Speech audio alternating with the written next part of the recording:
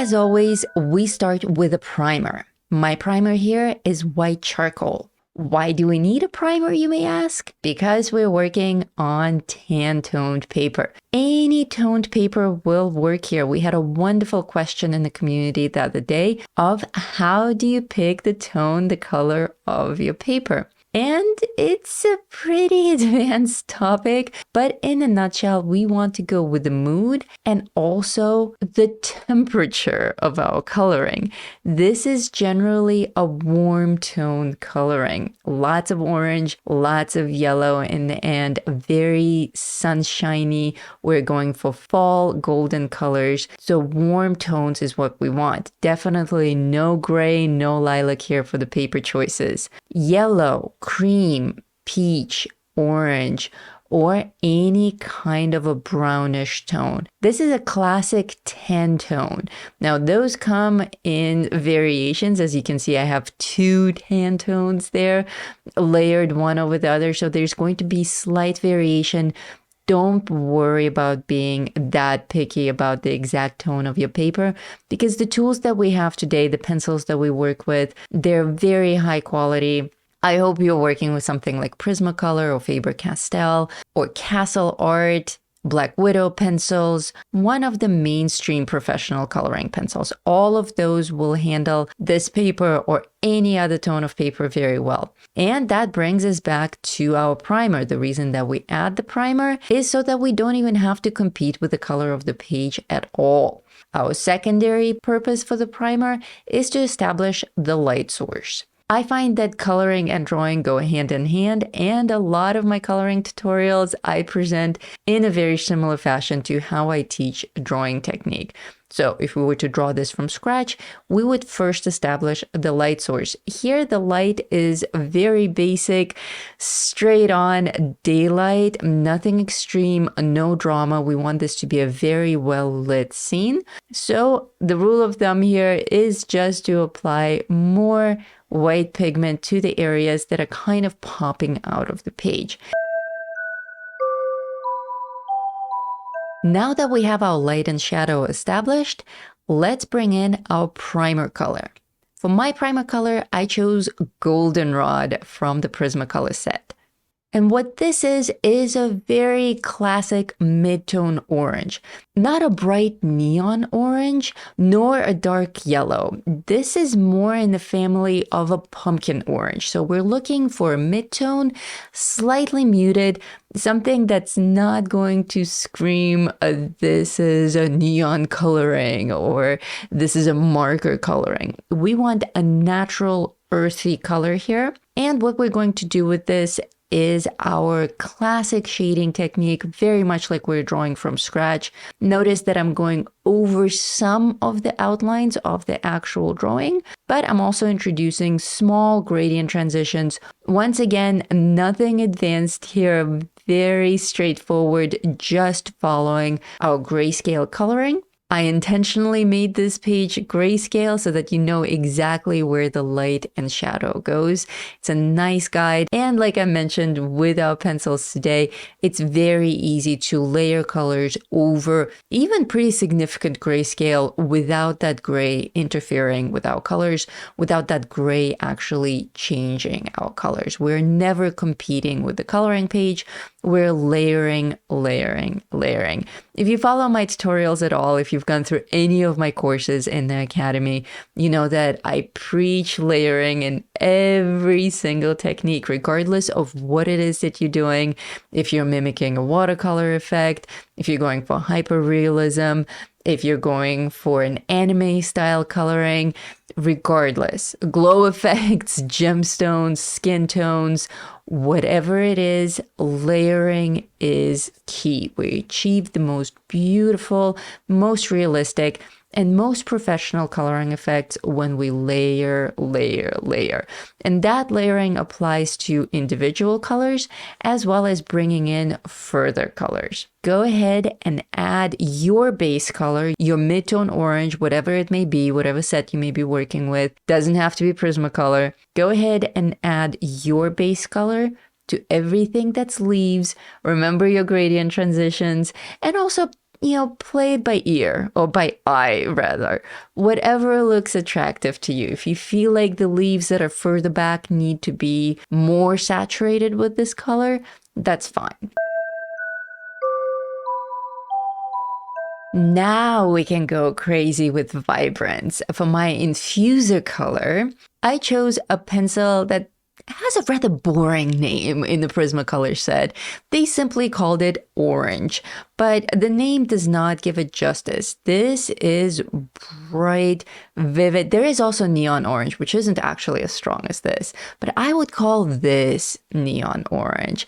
Notice how much brighter it is than goldenrod.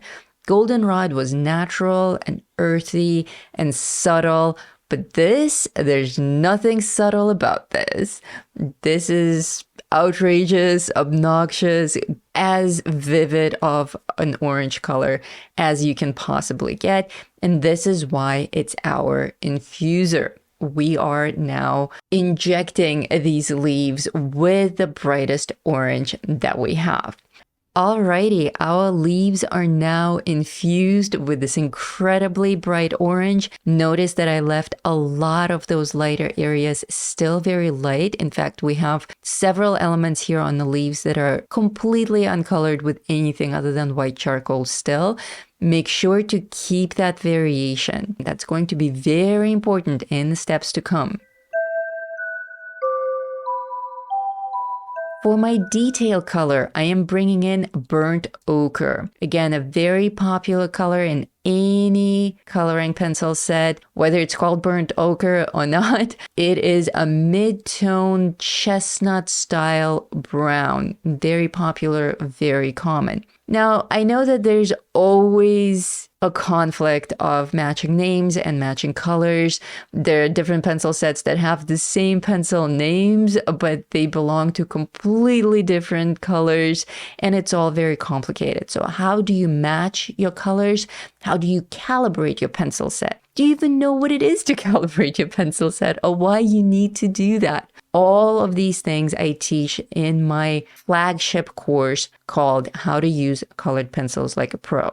I am working in a lot of detail here. Because these are fall leaves, I'm actually adding pretty heavily an outline with this color. And that's not an illustrative outline, not like a comic book illustration outline. This is the frayed edges of the leaves. If you have the pleasure of examining real life fall leaves, you will see that on the edges, they often have pools of darker color. And that's often a very attractive look for all coloring. But we can work that effect backwards as well. Right here, I'm working with the negative space and I'm actually adding the brown color behind the leaf. So we do have a little bit of variation here. Some of the leaves have the brown outline and then the brown color creeps in into the mane of the leaf. And here when we have leaves overlapping each other, then I'm actually adding the brown to the leaf that's in the background and leaving, no pun intended, the one that's on the foreground uncolored or very lightly colored. And now it's time to add some sunshine, some gold, some bright yellow colors.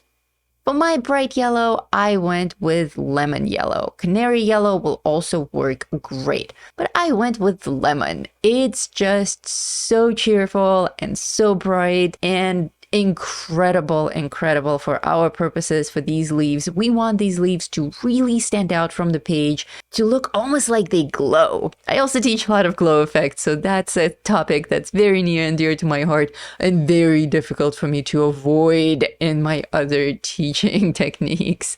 But these leaves are not technically glowing, they're just very saturated, incredibly bright. Once again, remember your mood, remember your message. What are we depicting? I want to depict happiness. Fall is my favorite time of the year. It's just joy and innocence and everything that fall has always been to me throughout the years. For my second golden color, I brought in yellowed orange. And this is another very bright orange, very similar to the boring pencil called orange, but a little bit lighter. This is also very close to a neon orange effect. And actually, neon colors would work here. We do have some beautiful neon yellow, yellow chartreuse, and yellow and neon orange in the Prismacolor set. But be careful with neons. It's easy to go overboard with them. They also tend not to layer as well in most pencil sets as traditional colors. So you may run into some layering issues there. The point is we can create neon effects with classical colors. So I tend not to use neon pencils or metallic pencils. Now for the cherry on top, for the orange leaves, I like to bring in a blush color. For my blush color, I chose Poppy Red. I talk about Poppy Red a lot on the show lately. It's become one of my favorite go-to pencils for blush effects, not just for things like leaves and apples and roses, but also for actual skin tones. And I use this color a lot in the stained glass tutorial. This Poppy Red is a very special pencil to me because it's not a clear-cut red. It has a lot of orange in it. It's on the border there. Ultimately, all colors flow into each other very smoothly, so sometimes it's difficult to tell where one ends and another begins. Alrighty, I'm gonna call these leaves done. Now let's add some grapes. Starting with Tuscan Red, I am going to prime the grapes.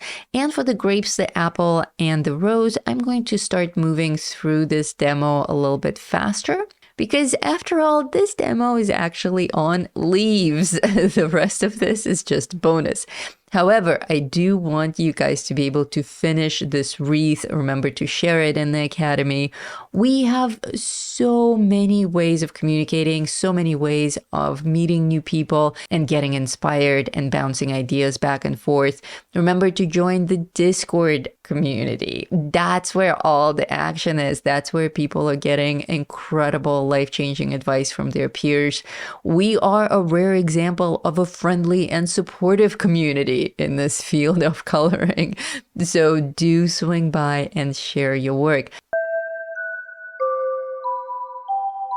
And for the rose, my original plan was to keep the roses white, but I decided to go with tea roses. After all, tea roses are my absolute favorites in real life, and I think it's just such a warm and gorgeous and friendly effect that will work nicely with our assembly here, with our warm color presentation. What is a tea rose? A tea rose is like a combination of a pink rose and a yellow rose. So a peachy color, oftentimes with actual marbleized effects on the rose petals.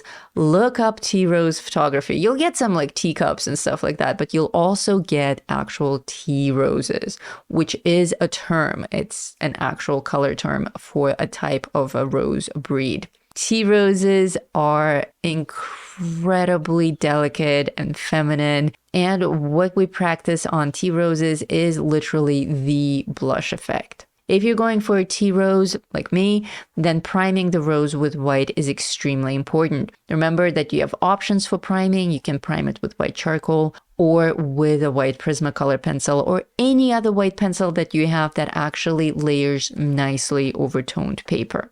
And we want to diffuse this road as much as possible. Once you have your pink established, add a little bit of that goldenrod again. Because it was our base color, it does show up in every other element. We've added the goldenrod to the apple, possibly as a reflection. We've added it to the grapes, most definitely as a reflection. And now we're adding it to the rose as a complement color. And complement color is another thing that I teach in the stained glass coloring effects course. So those of you who have gone through that already know about complement colors. So here we have two goldenrod extra effects happening, the reflections and the shadow shiny fruit, and now the complement color in the rose. Once you've infused your rose with goldenrod, bring in a nice blender pencil that is a cream or a light yellow, and that will create your gorgeous tea rose effect.